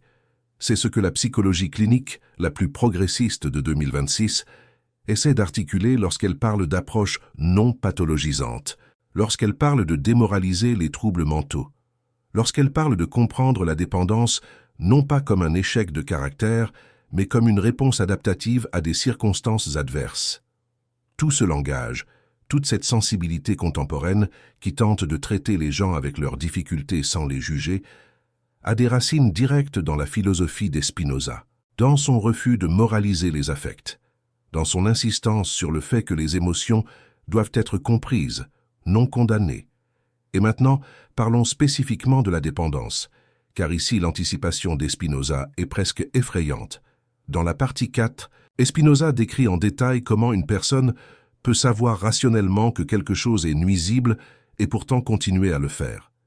Il démontre que la connaissance abstraite du bien et du mal, à elle seule, n'a pas de pouvoir sur les affects. Vous pouvez savoir que fumer tue. Vous pouvez savoir que l'alcool détruit votre foie. Vous pouvez savoir que cette relation est toxique. Savoir ne suffit pas. Parce que savoir est une idée et une idée ne peut être vaincue que par une autre idée plus forte. Et les affects qui soutiennent la dépendance, le plaisir immédiat, le soulagement de la douleur, l'évasion de l'angoisse, sont des idées extrêmement puissantes, car elles sont liées à des expériences corporelles intenses et immédiates. Dans la proposition 7 de la partie 4, Spinoza formule ce qui pourrait être la loi la plus importante de la psychologie des dépendances. Un affect ne peut être réfréné ni éliminé que par un affect contraire et plus fort. Lisez à nouveau.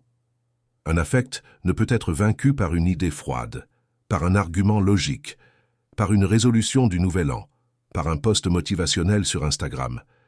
Il ne peut être vaincu que par un autre affect, quelque chose que vous ressentez avec plus d'intensité que l'impulsion de la dépendance. C'est ce que la science contemporaine de la dépendance accepte enfin. Gabor Maté, l'un des plus grands experts en dépendance chimique au monde, soutient depuis des décennies que la dépendance n'est ni un échec moral, ni une maladie cérébrale au sens simpliste du terme. C'est une réponse à la souffrance. C'est une tentative de l'organisme d'apaiser une douleur qui ne trouve pas d'autre soulagement. Et la guérison de la dépendance, pour Maté, ne passe pas par la punition, la honte ou la pure volonté. Elle passe par l'offre à la personne de quelque chose qu'elle ressente avec plus d'intensité que la dépendance. Connexion humaine, signification, but, amour. Et Spinoza l'a dit. Il l'a dit avec d'autres mots, dans un autre siècle, mais avec la même structure logique. La dépendance est un affect. L'affect ne peut être vaincu par une idée abstraite. Il ne peut être vaincu que par un affect plus fort. Et l'affect le plus fort disponible à l'être humain est la joie qui naît de la compréhension. L'amour intellectuel qui génère un bonheur plus durable et plus profond que tout plaisir momentané que la dépendance peut offrir. Mais Spinoza était réaliste. Il n'était pas un utopiste. Il savait que la servitude humaine est la règle, non l'exception. Dans la proposition 17 de la partie 4, il observe que l'être humain est nécessairement soumis aux passions et que c'est dans la nature humaine d'être ainsi. Personne n'échappe totalement à la servitude émotionnelle. Personne n'atteint une rationalité parfaite. Personne ne vit en permanence sous la conduite de la raison. Le projet spinozien n'est pas l'élimination des passions. C'est la réduction progressive de la servitude par la compréhension progressive des causes.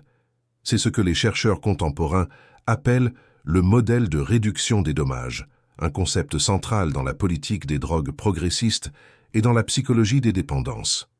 L'idée que, comme l'abstinence totale est souvent irréaliste ou contre-productive, l'objectif doit être la réduction progressive des dommages causés par un comportement problématique. Spinoza n'utilisait pas ce terme, mais la logique est identique. Il n'y a pas d'état final de perfection. Il y a un processus continu d'expansion de la compréhension et par conséquent de la liberté. Et ici entre la contribution peut-être la plus révolutionnaire des Spinoza à la compréhension de l'autocontrôle. La psychologie traditionnelle tend à penser l'autocontrôle comme une capacité, une force, une ressource limitée qui peut s'épuiser, le célèbre modèle de déplétion de l'ego de Roy Baumeister. Vous avez une quantité finie de volonté, et quand elle est épuisée, vous succombez à la tentation. Spinoza rejetterait ce modèle. Pour lui, le problème n'est pas un manque de volonté. Le problème est un manque de compréhension. La personne qui succombe à la tentation n'est pas faible. Elle est poussée par des affects qui sont plus puissants que les idées qu'elle a à sa disposition pour y résister. La solution n'est pas de renforcer la volonté, comme si la volonté était un muscle indépendant des affects. La solution est de transformer l'ensemble du paysage affectif. C'est créer, cultiver et renforcer des affects positifs, joie, curiosité, connexion, compréhension, qui soit plus puissant que les affects qui soutiennent le comportement destructeur. Et c'est exactement ce que la recherche la plus récente sur le changement de comportement montre. Les modèles les plus efficaces de changement comportemental ne sont pas ceux basés sur la restriction et la volonté. Ce sont ceux basés sur la création de nouvelles habitudes agréables, sur la construction d'environnements qui facilitent des choix sains, sur le renforcement de connexions sociales qui soutiennent le changement. Ce sont des modèles qui, en essence, remplacent des affects par des affects, exactement comme Spinoza l'a prescrit. Baumeister, d'ailleurs, a partiellement révisé son propre modèle de déplétion de l'ego après des répliques infructueuses. L'idée que la volonté est une ressource finie qui s'épuise comme du carburant dans un réservoir est remise en question. Et ce qui émerge à la place est quelque chose de beaucoup plus proche de Spinoza. L'idée que la motivation n'est pas une ressource qui s'épuise, mais une dynamique entre des affects concurrents. Vous ne dépensez pas l'autocontrôle, vous naviguez toujours entre différentes impulsions, et ce qui détermine votre comportement est quelle impulsion est le plus fort à ce moment-là. Et Spinoza le savait. Il savait que l'esprit humain est un champ de forces affectives en compétition constante. Il savait que la liberté ne consiste pas à supprimer ses forces, mais à les réorganiser, à cultiver celles qui augmentent notre puissance d'agir et à affaiblir celles qui la diminuent, non par la répression, mais par la compréhension.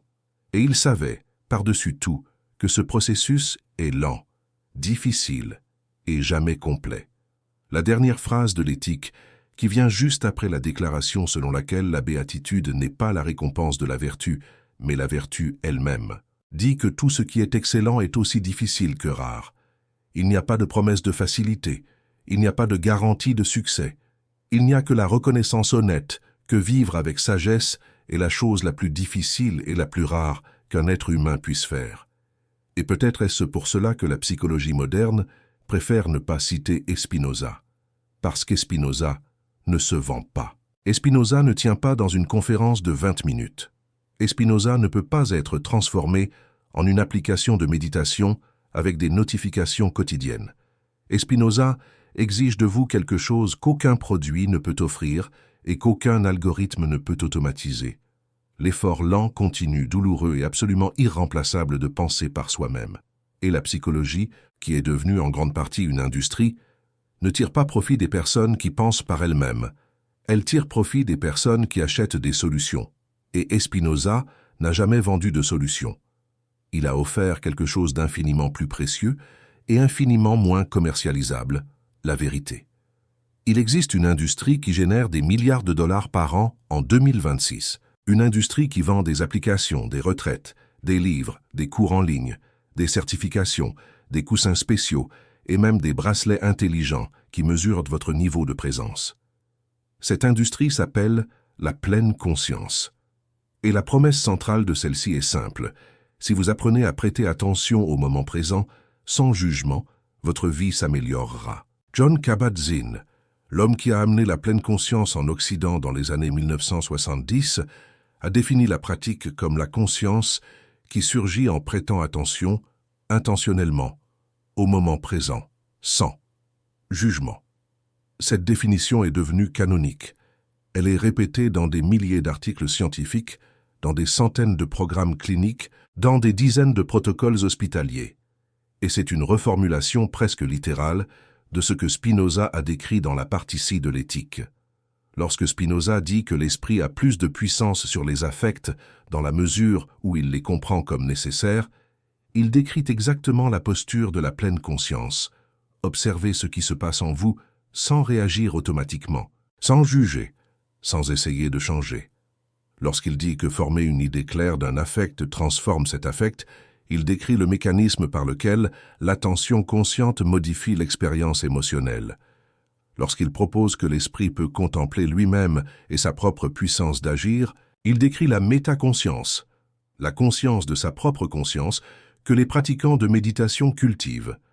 La différence est que Kabat-Zinn a cherché cette sagesse dans le bouddhisme. Spinoza l'a dérivée de la pure raison. Le bouddhiste médite pour atteindre la compréhension. Spinoza comprend et, dans cet acte de compréhension, atteint un état qui est fonctionnellement identique à celui que le méditant recherche. Ce sont deux chemins vers le même endroit. Mais le chemin de Spinoza a un avantage que la pleine conscience commerciale de 2026 a complètement perdu. Il ne peut pas être transformé en produit. Il ne peut pas être emballé en séance de 10 minutes. Il ne peut pas être mesuré par un capteur au poignet. Parce que la compréhension spinoziste n'est pas une technique que vous appliquez. C'est une transformation de la façon dont vous existez dans le monde. Et il y a un problème sérieux avec la pleine conscience contemporaine que Spinoza aurait immédiatement identifié. La pleine conscience a été décontextualisée. Elle a été arrachée à la tradition éthique bouddhiste qui lui donnait sens et transformée en un outil neutre de gestion du stress.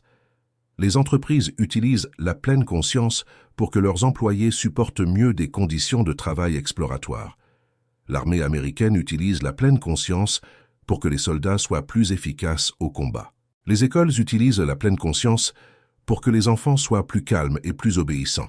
Spinoza serait horrifié, parce que pour lui, la compréhension des affects n'a jamais été un outil neutre. Elle était inséparable de l'éthique. Elle était inséparable de la quête de liberté. Utiliser la compréhension émotionnelle pour rendre les gens plus productifs au sein de systèmes qui les oppriment serait, pour Spinoza, l'exact opposé de ce qu'il proposait. Ce serait utiliser la connaissance du second genre au service de la servitude, non de la liberté. La pleine conscience sans éthique est une arme. Spinoza le savait toujours. La psychologie de 2026 fait encore semblant de ne pas le savoir. De toutes les idées de Spinoza, celle-ci est probablement la plus troublante, la plus difficile à accepter. Celle qui fait que les gens ferment le livre et disent « Non, cela ne peut pas être vrai ». Spinoza a nié le libre arbitre. Il ne l'a pas relativisé, il ne l'a pas problématisé, il a nié. Dans la proposition 48 de la partie 2, il affirme qu'il n'existe dans l'esprit aucune volonté absolue ou libre. L'esprit est déterminé à vouloir ceci ou cela par une cause, qui est également déterminée par une autre, et celle-ci par une autre, et ainsi à l'infini. Vous ne choisissez pas ce que vous voulez. Vous voulez ce que les causes qui vous ont formé vous ont fait vouloir. La sensation de choix est réelle en tant qu'expérience subjective, mais c'est une illusion en tant que description de la réalité. Pendant des siècles, cette idée a été considérée comme absurde, dangereuse, moralement destructrice. Si les gens n'ont pas de libre arbitre, disaient les critiques, alors personne n'est responsable de rien. Alors le crime ne peut pas être puni. Alors la vertu ne peut pas être récompensée. Alors la morale entière s'effondre. Et puis, au début du XXIe siècle, les neurosciences ont commencé à confirmer Spinoza. Les expériences de Benjamin Libet dans les années 1980 ont montré que l'activité cérébrale associée à une décision commence avant que la personne ait conscience d'avoir décidé. Le cerveau décide avant le jeu.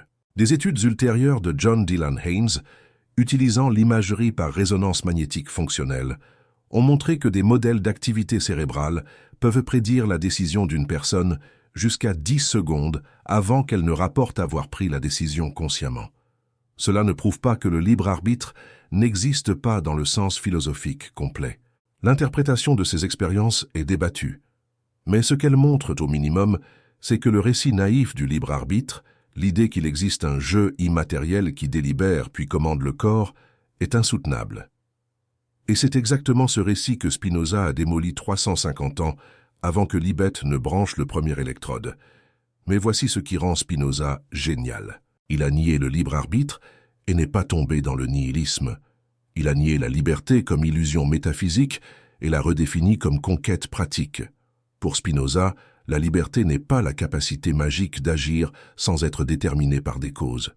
La liberté est la capacité d'être déterminée par des causes internes, par votre propre nature, par votre propre compréhension, plutôt que d'être poussé par des causes externes que vous ne comprenez pas. Vous ne pouvez pas choisir en dehors de la chaîne causale, mais vous pouvez comprendre la chaîne causale. Et cette compréhension change tout. La psychologie contemporaine se débat avec exactement ce problème.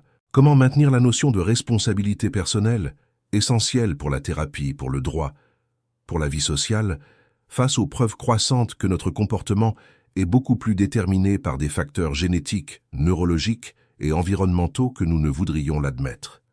Comment traiter un toxicomane, un criminel, Une personne atteinte d'un trouble de la personnalité, lorsque la science montre qu'ils sont, dans une large mesure, des produits de causes qu'ils n'ont pas choisis? Spinoza a résolu ce problème il y a 3 siècles. Sa réponse est élégante. Abandonnez la culpabilité, maintenez la compréhension. Ne punissez pas les gens pour être déterminés par des causes qu'ils ne contrôlent pas. Aidez-les à comprendre ces causes.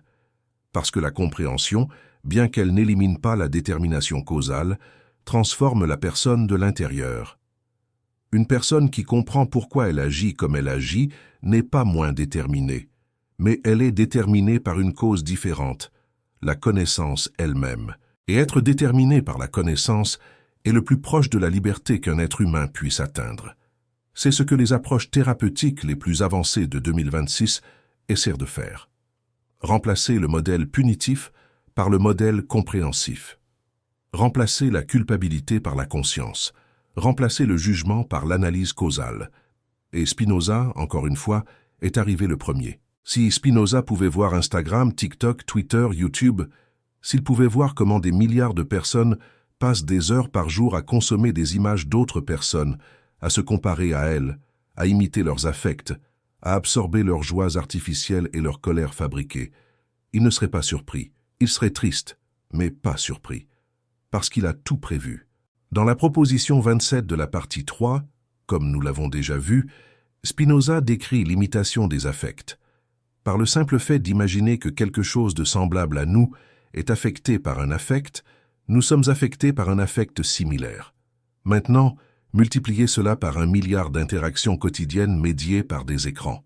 Multiplié par la vitesse algorithmique avec laquelle des contenus émotionnellement chargés sont sélectionnés et amplifiés.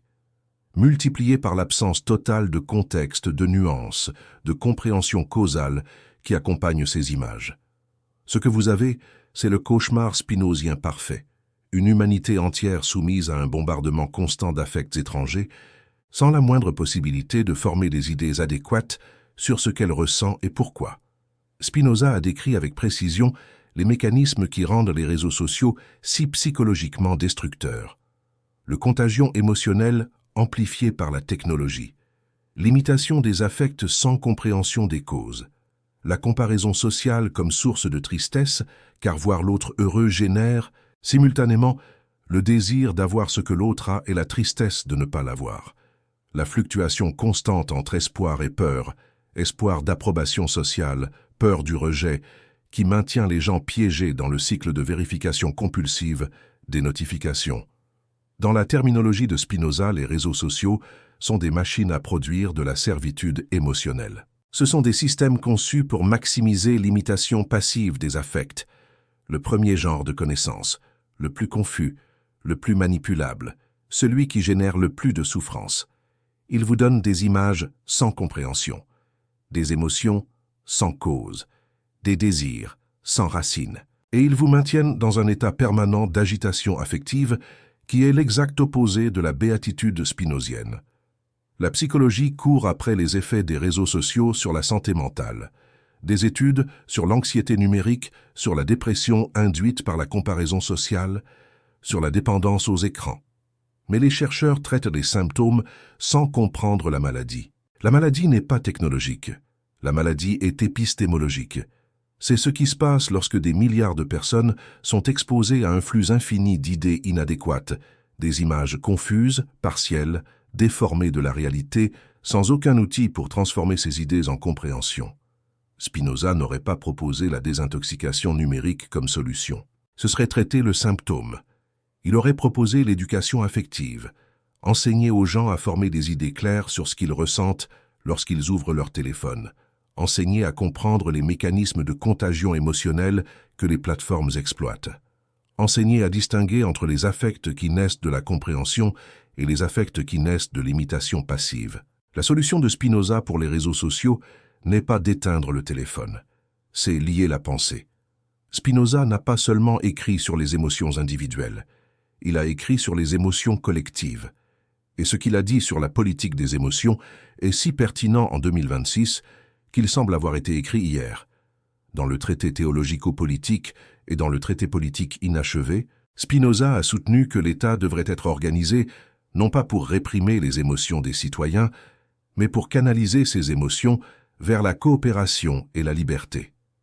Il a compris qu'aucun gouvernement ne peut gouverner uniquement par la raison, car les êtres humains sont motivés par des affects. Un gouvernement qui ignore les émotions du peuple sera renversé par elles. Un gouvernement qui manipule les émotions du peuple créera une tyrannie. Le seul gouvernement stable est celui qui comprend les émotions collectives et les organise de manière à bénéficier à tous. C'est cela, la psychologie politique. Un domaine qui n'est né formellement qu'au XXe siècle, mais que Spinoza a pratiqué au XVIIe. Il a anticipé Gustave Le Bon et sa psychologie des foules. Il a anticipé Freud et son étude sur la psychologie de groupe. Il a anticipé Hannah Arendt et son analyse de la manière dont le totalitarisme exploite les émotions collectives de peur et de ressentiment. Spinoza a compris que la peur est l'outil préféré des tyrans. Dans la proposition 63 de la partie 4, il observe que celui qui est conduit par la peur fait le bien pour éviter le mal, non par compréhension. Et une société gouvernée par la peur est une société d'esclaves qui obéissent, non de citoyens qui participent. La démocratie, pour Spinoza, était le régime le plus naturel et le plus rationnel, car c'est le régime où les émotions collectives ont le plus de chances d'être canalisées par la raison, plutôt que d'être exploitées par le pouvoir. Regarde le monde en 2026. Regarde la politique de la peur qui domine presque tous les pays. Regarde comment les algorithmes amplifient la colère et le ressentiment parce que ces émotions génèrent plus d'engagement. Regarde comment des leaders populistes de tout le spectre politique manipulent les affects collectifs avec une efficacité que Spinoza aurait immédiatement reconnue comme une servitude émotionnelle à l'échelle industrielle. La psychologie politique contemporaine étudie ces phénomènes avec des outils sophistiqués. Analyse des sentiments, modèle de contagion émotionnelle dans les réseaux, neurosciences de la polarisation. Mais la structure conceptuelle qui permet de comprendre pourquoi tout cela fonctionne, pourquoi la peur mobilise, pourquoi la colère polarise, pourquoi l'espoir manipulé crée des tyrans charismatiques, était déjà présente dans l'éthique de Spinoza. Complète, cohérente et ignorée. Dans des dizaines de pays, des écoles mettent en œuvre des programmes d'éducation socio-émotionnelle. Les enfants apprennent à nommer les émotions, à respirer profondément lorsqu'ils sont en colère, à utiliser des techniques de résolution de conflits, à développer de l'empathie à travers des exercices structurés. Ces programmes sont basés sur des recherches solides. Ils fonctionnent. Ils réduisent la violence scolaire, améliorent les performances académiques, diminuent l'anxiété et la dépression infantile. Mais ils sont superficiels. Ils sont techniques, ils sont fonctionnels. Ils enseignent aux enfants à gérer les émotions comme on enseigne à utiliser un outil. Ils n'enseignent pas à comprendre les émotions comme on enseigne à penser. Si Spinoza devait dessiner un programme d'éducation émotionnelle, il serait radicalement différent. Il ne commencerait pas par des techniques de respiration. Il commencerait par des questions. Pourquoi ressentez-vous ce que vous ressentez? D'où vient cette colère? Que s'est-il passé avant elle? Que pensiez-vous quand elle est apparue? La personne qui vous a irrité, pourquoi a-t-elle agi ainsi? Quelles causes ont déterminé son comportement? Aurait-elle pu agir différemment, compte tenu des circonstances exactes dans lesquelles elle se trouvait? Ces questions ne sont pas des techniques de régulation émotionnelle, ce sont des exercices de compréhension causale. Ce sont le deuxième genre de connaissances appliquées à la vie émotionnelle d'un enfant. Et l'effet serait profond. Au lieu d'apprendre à l'enfant à réprimer la colère avec une technique de respiration, on apprendrait à l'enfant à dissoudre la colère par la compréhension. Non pas parce que la colère est mauvaise, mais parce que la colère comprise cesse d'être une passion et devient une action. L'enfant ne perd pas la capacité de ressentir de la colère. Il acquiert la capacité de comprendre ce que la colère dit. Spinoza aurait enseigné aux enfants à penser à leurs propres émotions, avec le même sérieux que l'on enseigne à penser aux mathématiques ou aux sciences.